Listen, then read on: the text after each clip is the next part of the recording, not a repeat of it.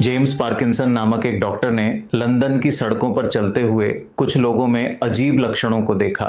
उन्होंने देखा कि व्यक्ति की गति धीमी हो जाती है, झुककर चलता है, हाथ पैर कांपते हैं और साथ ही उनमें कमजोरी भी आ जाती है।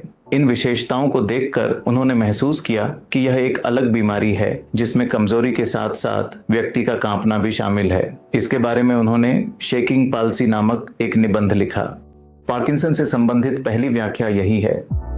1817 में लंदन की सड़कों पर जेम्स पार्किंसन नामक एक डॉक्टर ने लोगों को ध्यान से देखते हुए एक अजीब लक्षण को पहचाना। कुछ लोगों में हाथ कांपना और शरीर का आगे की ओर झुक जाना जैसे लक्षण दिखाई दिए। उन्होंने इस स्थिति का वर्णन an essay on the shaking palsy नामक ग्रंथ में किया। दशकों बाद प्रसिद्ध न्यूरोलॉजिस्ट जॉन मार्टन शार्को ने जेम्स पार्किंसन द्वारा की गई खोज के सम्मान में इस बीमारी का नाम पार्किंसंस डिजीज रखा। यह केवल एक बीमारी की पहचान ही नहीं, बल्कि लाखों लोगों के जीवन में जागरूकता और उम्मीदों की शुरुआत का क्षण था। पार्किंसन से संबंधित मुख्य रूप से 4 विशेषताएं होती हैं। यह शुरुआत में कुछ कोशिकाओं के क्षीण हो जाने के कारण डोपामिन स्राव कम हो जाता है और ये विशेषताएं सामने आती हैं। यह व्यक्ति की रोजमर्रा की जीवन शैली को गंभीर रूप से प्रभावित करता है। शारीरिक गतिविधियों में कठिनाइयाँ, मोटर सिम्टम्स, कंपन, ट्रीमर्स, हरकतों का धीमा होना, ब्रेडिकिनीसिया, मांसपेशियों में जकड़न, रिजिडिटी, संतुलन खोना, इन सब के कारण रोजमर्रा की गतिविधियां, लिखना, चबाना और निगलने में भी परेशानी हो सकती है।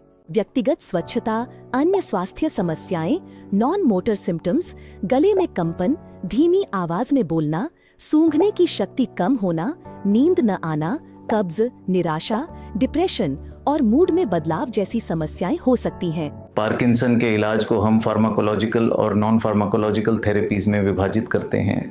नॉन फार्माकोलॉजिकल थेरेपीज का मतलब है जीवन शैली में बदलाव।